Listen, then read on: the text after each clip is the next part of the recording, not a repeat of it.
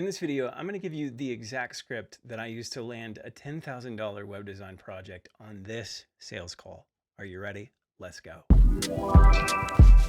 This is the first video in a series that's going to dive deep into every step of the web design process that I use to consistently land high-paying clients.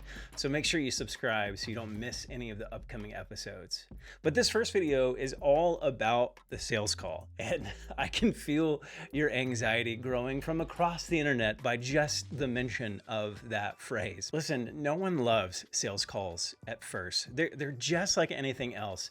They take time to practice. Nobody is just born with this natural ability.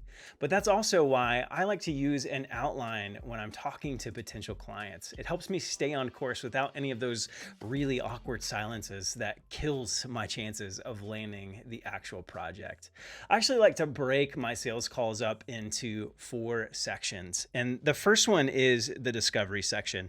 And this is all about figuring out what the client needs, who they are, and whether or not I can actually help them. My main goal in the discovery section is to get the client talking as much about themselves and the project as possible. In fact, I like to let the client do most, if not all, of the talking themselves. I try to aim for at least about a 70-30 split or better in favor of the client. And I love how Chris Do puts it. He says, there's this polite battle happening on every sales call. The client wants to control the conversation. You want to control the conversation. And we think pitching and selling is talking. But when you talk, you're not in control. So how do you stay in control? You ask a lot of questions. And really, there are 2 kinds of questions that you want to make sure that you're asking your client in this section of the sales call. And that's the head questions and the heart questions. And the heart questions have to do with the big picture stuff, like the problems they're trying to solve or the things that they're trying to accomplish. And then the head questions are details about the actual project itself. But here's the key. You've got to start with the heart questions. There's this old saying in marketing that features don't sell, transformation does. But often what web designers do is they try to sell using features. So they'll say something like, you get this many pages with this type of functionality and on this kind of platform and this kind of page speed. But what clients really want is to know that you're going to help them accomplish something meaningful. That's the transformation. And so you want to ask things like, what inspired you to start this project? Or where do you hope to be in 5 years? What kind of impact do you want this project to have? Something that I make sure to always ask during this section of the conversation is, at the end of this project, how can we know that we were hugely successful? Not just a little successful, but hugely successful. So start with the heart questions, but don't forget the head questions. It's not that you don't want to ask these, it's just that they're not quite as important at this stage. You really want to have at least a rough idea of how much work is going to go into this project for you. So ask things like, how many pages do you need? What's your timeline? What kind of platform do you want this thing to be built on? But whatever you do, don't just wing it. Have a few questions on deck that you can ask specifically about the client and the project, because sometimes nerves are really high on this call. So if you don't have some fallback questions, you might land into that awkward silence that we're all afraid of. Thankfully, I've got a list of 100 client questions that you can have for free. There's a link in the description to grab those. Next up is the solutions section. And this is where you take what they've told you and you present a solution that is going to work for where they're going. But here's the key. You want to make sure that a website is even the right solution, right? Like sometimes they don't need a website. Maybe they need a strategy. Maybe they need help with social media. I've been on calls with clients before where I almost pretty quickly realized you actually don't need a website. You need maybe a little bit of help with messaging or branding. And the reason why you want to make sure that you're not just default thinking that they need a website is because you want to position yourself as a coach and not just the creator.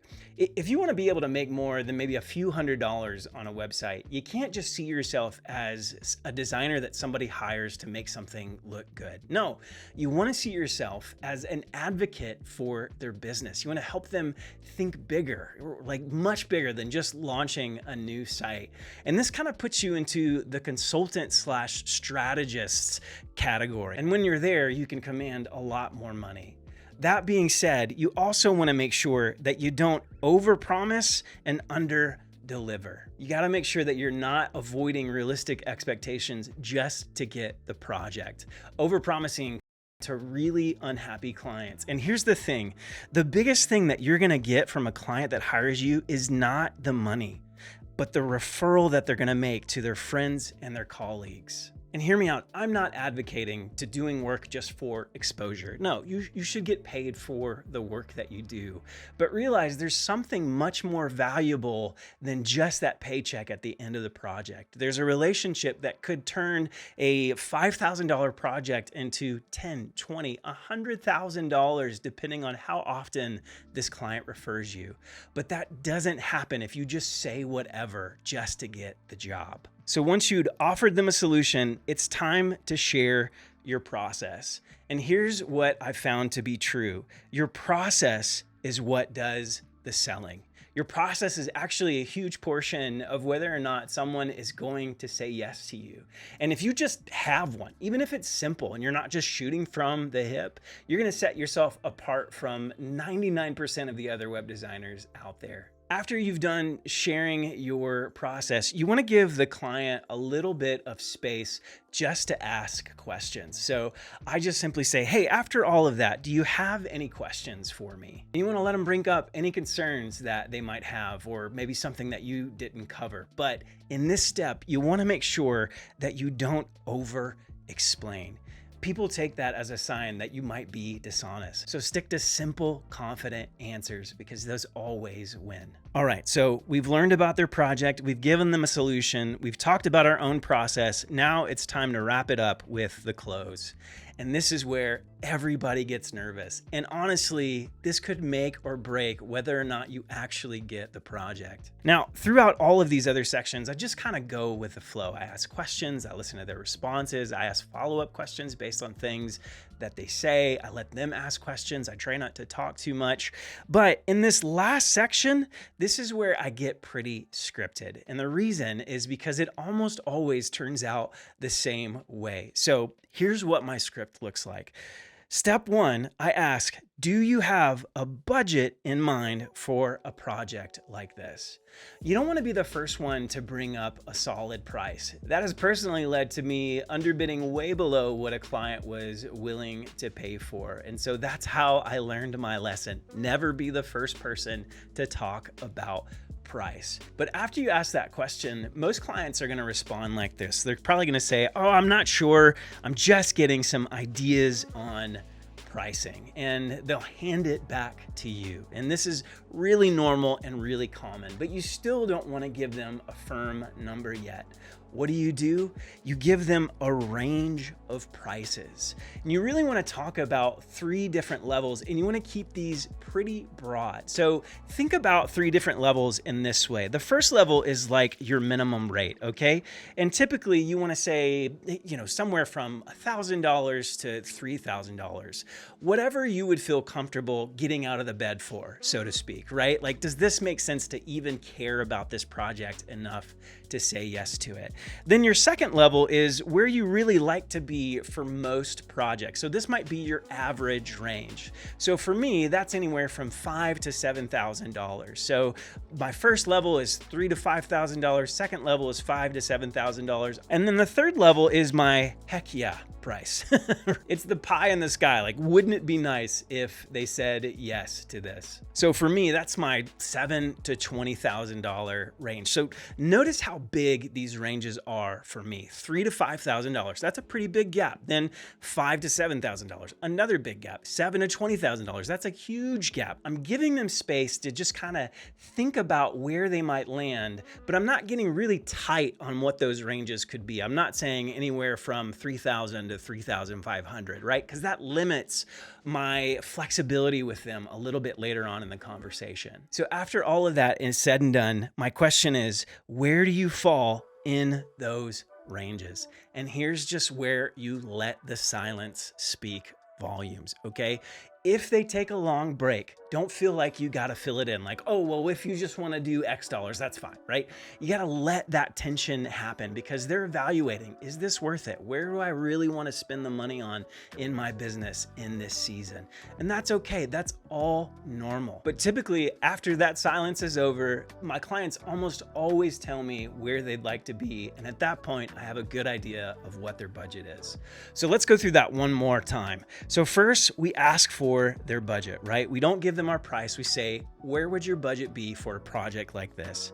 They typically will not have one. Oftentimes you'll get the one off, yeah, my budget is X. And at that point, that's great. We don't have to keep going through the steps. But most times they'll say, I'm not really sure.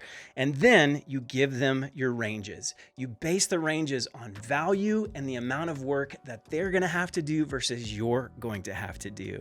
Then once you do that, they ask them where they fall in those ranges. This is the most effective way that I've found to make sure that I'm not undercutting myself, but I'm also making sure everyone's getting a fair deal. But you still don't want to tell them what your price is, and you don't just want to instantly take the highest amount that they gave you to work right there on that phone call. No, your next step is to schedule the next phone call. So typically I'll say something like this. Let me do this. Why don't I make a proposal and send it to you? Then let's jump on a call in a couple of days from now so I can answer any questions that you might have. How does that sound? Then I let them respond, and then I schedule the call right then and there. You don't want to leave the phone call without having that next one on the calendar, because if they just say, oh, let me get back to you, that's almost a sure sign that they're not going to get back to you.